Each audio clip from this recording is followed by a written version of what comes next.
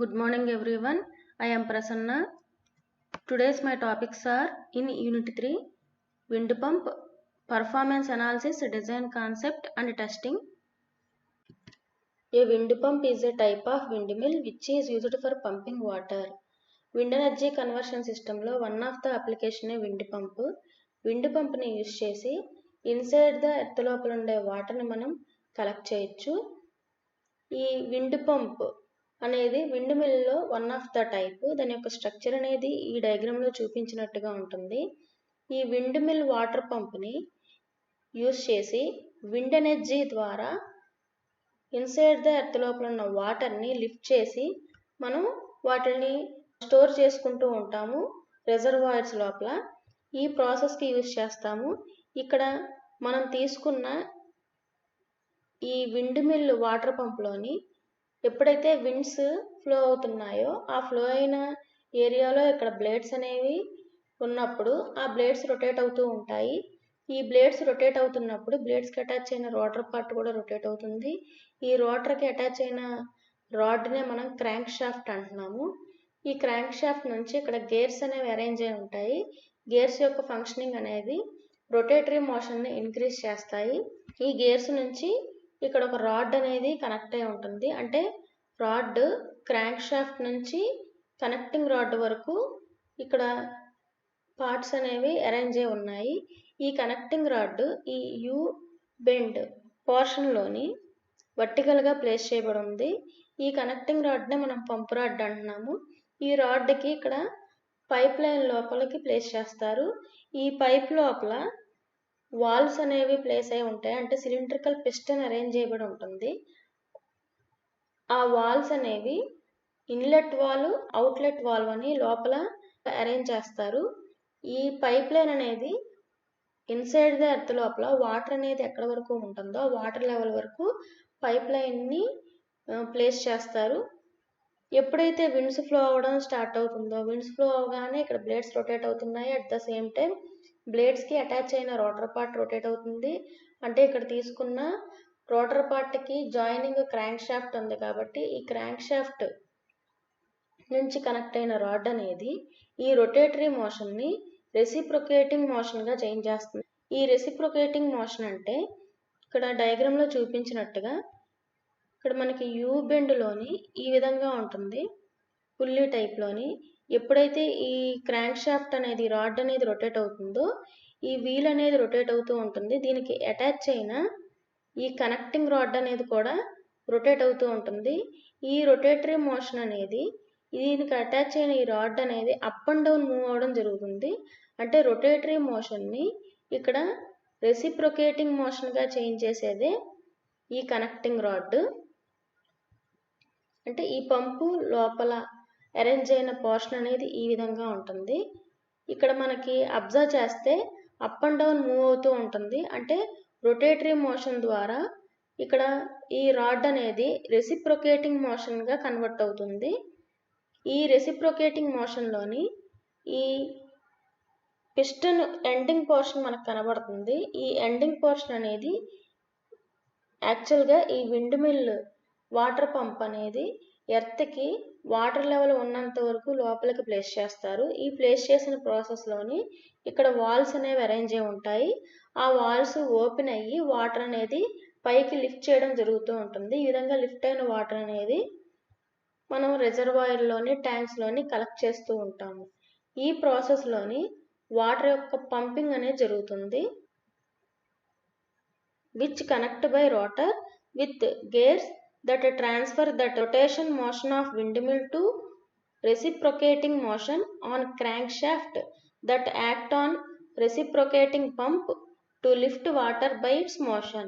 ఈ reciprocating motion వలన water అనేది లిఫ్ట్ అవ్వడం జరుగుతుంది. సో ఈ విధంగా మనకి వచ్చిన వాటర్ని ట్యాంక్స్లోని స్టోర్ చేస్తాము. Components of the wind mill water pump. Wind mill water పంప్లోని మెయిన్గా నెంబర్ ఆఫ్ పార్ట్స్ని కనెక్ట్ చేస్తారు. ఈచ్ పార్ట్ యొక్క నేమ్ని ఇక్కడ డయాగ్రామ్లో మనం అబ్జర్వ్ చేస్తే మెయిన్గా ఈ పార్ట్స్ అన్నీ టవర్కి అరేంజ్ అయి ఉంటాయి. సో ఇక్కడ పార్ట్ నెంబర్ 1ని టవర్తో ఇండికేట్ చేస్తున్నాము, సపోర్ట్ టవర్. అలాగే టవర్కి ఈ బ్లేడ్స్ అన్ని అటాచ్ అవ్వడానికి యూజ్ చేసే కేసింగ్ని 2తో ఇండికేట్ చేస్తున్నాము. ఈచ్ బ్లేడ్ని కూడా ఫ్యాన్ బ్లేడ్ అంటున్నాము. ఈ బ్లేడ్స్ అన్ని అరేంజ్ అయిన ఈ పోర్షన్ని బ్లేడ్ హబ్తో ఇండికేట్ చేస్తున్నాము.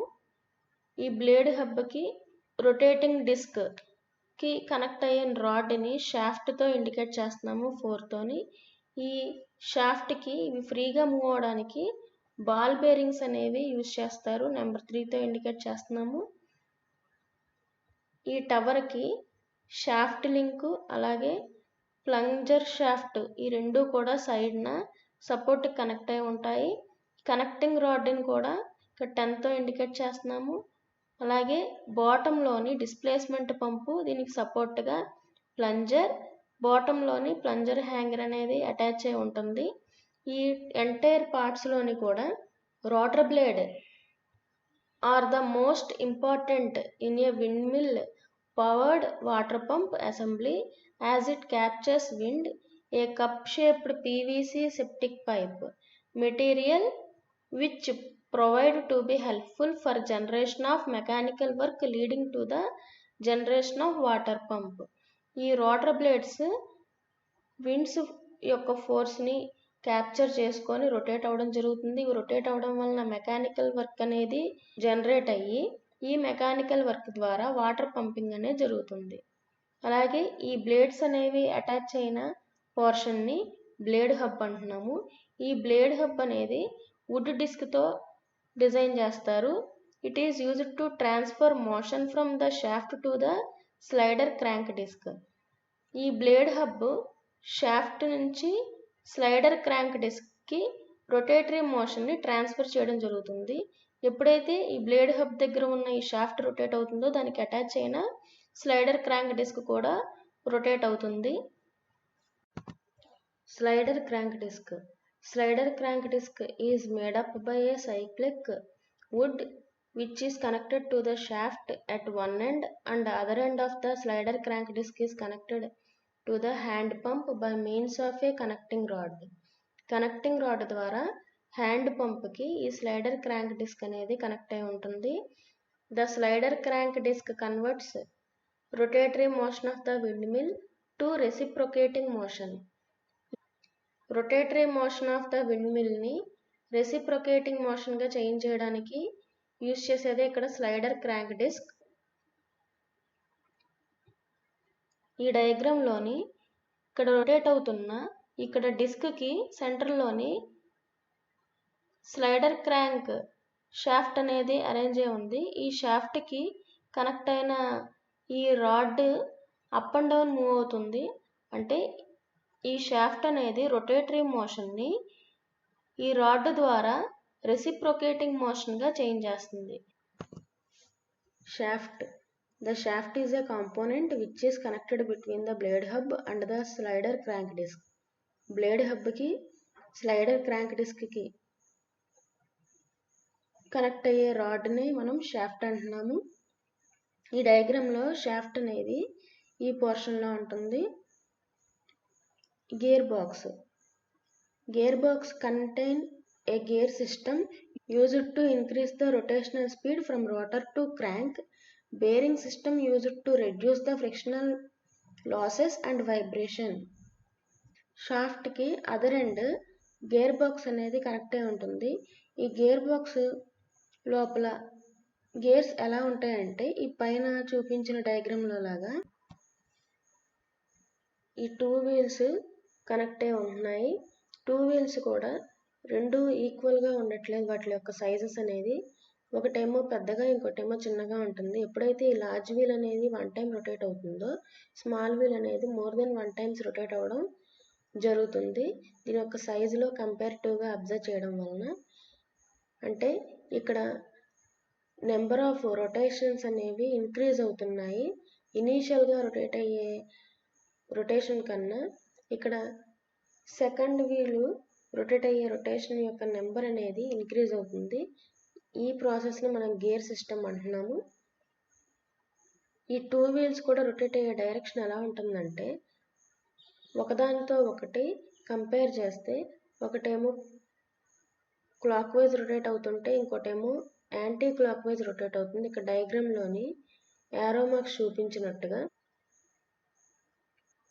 ఈ గేర్ సిస్టమ్ అనేది రొటేషనల్ స్పీడ్ని ఇంక్రీజ్ చేస్తుంది. అంటే ఈ షాఫ్ట్కి అదర్ ఎండ్ ఉన్న ఈ రోటర్ పార్ట్ అనేది రొటేట్ అవుతుంది. రోటర్ పార్ట్కి అటాచ్ అయిన షాఫ్ట్ రొటేట్ అవుతుంది. షాఫ్ట్కి అటాచ్ అయిన గేర్ సిస్టమ్ అనేది రొటేట్ అవ్వడం స్టార్ట్ అవుతుంది. ఎప్పుడైతే గేర్ సిస్టమ్ స్టార్ట్ అయిందో దాని యొక్క రొటేషనల్ స్పీడ్ అనేది ఇంక్రీజ్ అవుతుంది. సో ఈ విధంగా ఇక్కడ రొటేషనల్ స్పీడ్ ఇంక్రీజ్ అవుతుంది. ఈ ఇంక్రీజ్ అయ్యే ప్రాసెస్లోని బేరింగ్ సిస్టమ్స్ని యూజ్ చేస్తాము. దీనివలన ఇవి ఫ్రిక్షనల్ లాసెస్ అండ్ వైబ్రేషన్స్ని రెడ్యూస్ చేస్తున్నాయి. అంటే ఇక్కడ ఈ గేర్ సిస్టమ్ అనేది రొటేట్ అవుతున్న ప్రాసెస్లోని ఇక్కడ ఫ్రిక్షనల్ ఫోర్స్ అంటే ఫ్రీగా మూవ్ అవడం జరుగుతుంది. అలాగే వైబ్రేషన్స్ ఎటువంటి వైబ్రేషన్ లేకుండా ఉండేలాగా ఇక్కడ బేరింగ్ సిస్టమ్స్ని యూజ్ చేస్తున్నాము. ఈ గేర్స్కి అటాచ్ అయిన ఈ రాడ్ని కనెక్టింగ్ రాడ్ అంటున్నాము. ఈ కనెక్టింగ్ రాడ్ ఈ రొటేటరీ మోషన్ని రెసిప్రొకేటింగ్ మోషన్గా కన్వర్ట్ చేస్తున్నాయి. Ball bearing these are machine components design to provide support for rotating elements by taking pure radial loads, pure thrust loads or a combination of the two. ఈ ball bearings అనేవి rotating పార్ట్లోని gear సిస్టమ్స్కి అలాగే two డిస్క్లకు కానీ షాఫ్ట్కి rotate అవ్వడం కోసం use చేస్తారు. వాటి ప్లేసుల్లోని ఈ బాల్ బేరింగ్స్ వలన rotatory motion of the machinery system అనేది ఫ్రీగా ఉంటుంది, ఫ్రిక్షన్లెస్గా ఉంటుంది. Connecting rod the connecting rod connects between slider crank disc and the plunger. It has a length of 2.1 meter and pinned at radius of 0.15 meter to the slider crank and plunger. ఇక్కడ slider క్రాంక్కి అలాగే ప్లంజర్కి మిడిల్లో ఉండే రాడ్ని మనం connecting rods అంటున్నాము. ఈ connecting rods యొక్క length అనేది 2.1 metre ఉంటుంది. మెయిన్గా ఈ కనెక్టింగ్ రాడ్సే రొటేటరీ మోషన్ని రెసిప్రొకేటింగ్ మోషన్గా కన్వర్ట్ చేయడానికి యూజ్ అవుతాయి. Tower the tower rises the turbines assembly well above the turbulent air current close to the ground and captures higher wind speeds. Ground నుంచి టవర్ యొక్క హైట్ ఇంక్రీజ్ అవుతున్న కొద్దీ wind యొక్క speeds అనేవి ఎక్కువగా ఉంటాయి కాబట్టి అక్కడ ఎక్కువ విండ్ స్పీడ్ని క్యాప్చర్ చేసుకునే ఛాన్సెస్ ఎక్కువగా ఉన్నాయి. అంటే టవర్ యొక్క హైట్ ఇంక్రీజ్ చేసేదాన్ని బట్టి అది క్యాప్చర్ చేసుకునే విండ్ స్పీడ్ యొక్క వాల్యూ అనేది కూడా ఎక్కువగా ఉంటుంది. డిస్ప్లేస్మెంట్ పంప్ డిస్ప్లేస్మెంట్ పంప్లోని 2 వాల్వ్స్ అనేవి కనెక్ట్ అయి ఉంటాయి. ఇది సిలిండ్రికల్ షేప్లో ఉంటుంది. ఈ 2 వాల్వ్స్లోని ఇన్లెట్ వాల్వ్కి పంప్ రాడ్ కనెక్ట్ అయి ఉంటుంది, అలాగే ప్లంజర్ కనెక్ట్ అయి ఉంటుంది. ఇది సపోర్టింగ్కి. ఈ పంప్ రాడ్నే మనం కనెక్టింగ్ రాడ్ అంటాము. ఈ కనెక్టింగ్ రాడ్కి పైన గేర్ బాక్స్ అలాగే దానికి స్లైడర్ క్రాంక్ డిస్క్ కనెక్ట్ అయి ఉంటాయి. ఇవి రొటేటరీ మోషన్ని రెసిప్రొకేటింగ్ మోషన్గా కన్వర్ట్ చేస్తాయి కాబట్టి ఈ రాడ్ అనేది అప్ అండ్ డౌన్ మూవ్ అవడం జరుగుతుంది. ఈ వాల్వ్కి డౌన్వర్డ్ డైరెక్షన్లో ఉన్న ఈ అవుట్లెట్ వాల్వ్ అనేది కూడా ఇక్కడ పైపు కనెక్ట్ అయి ఉంటుంది. దీన్ని స్ట్రైనర్ అంటాము.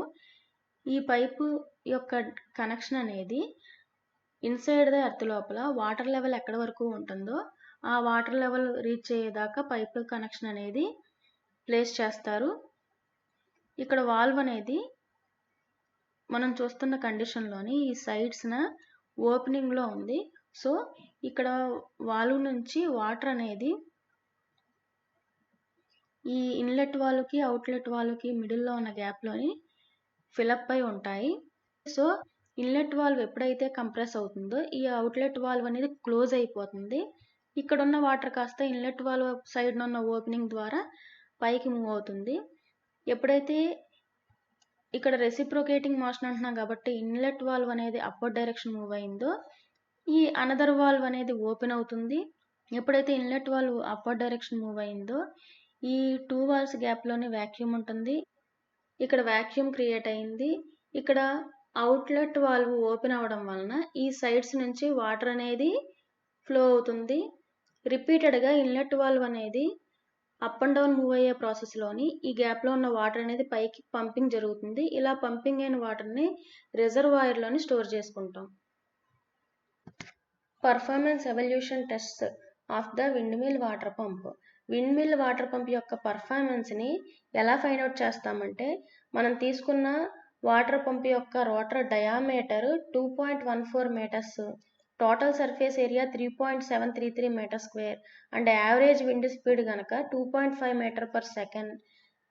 దాని యొక్క height of the wind mill ground నుంచి 16 మీటర్స్ హైట్ కనుక ఈ పారామీటర్స్తో కన్స్ట్రక్ట్ చేసి, అలాగే దాని యొక్క డిజైన్ హెడ్ పంప్ అనేది 0.3 మీటర్స్ కనుక ఉంటే ఒక రోజులోని మినిట్కి 120.179 లీటర్స్ వాటర్ అనేది కలెక్ట్ అయింది. ఈ పారామీటర్స్ మీద డిపెండ్ అయి ఉంటుంది మనకి కలెక్ట్ అయ్యే వాటర్ యొక్క క్వాంటిటీ అనేది. The pumping performance test consists of continuous sets of measurements taken every 20 minutes time intervals.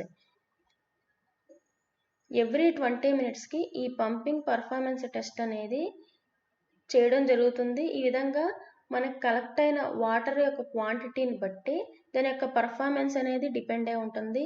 ఈ పర్ఫార్మెన్స్ మెయిన్గా wind speed, flow rate, time and volume of water discharge were taken in the same order every time. ఈ measurements మీద depend అయి ఉంటుంది. అంటే wind speed మీద, flow rate మీద, time మీద, ఎంత వాల్యూమ్ ఆఫ్ వాటర్ అనేది డిశ్చార్జ్ అయింది, అది మనం ఎంత కలెక్ట్ చేసాము. ఎవ్రీ టైంకి అంటే ఎవ్రీ 20 minutesకి ఈ పారామీటర్స్ మీద ఈ వాల్యూస్ని బట్టి దాని యొక్క పర్ఫార్మెన్స్ని ఫైండ్ అవుట్ చేస్తారు.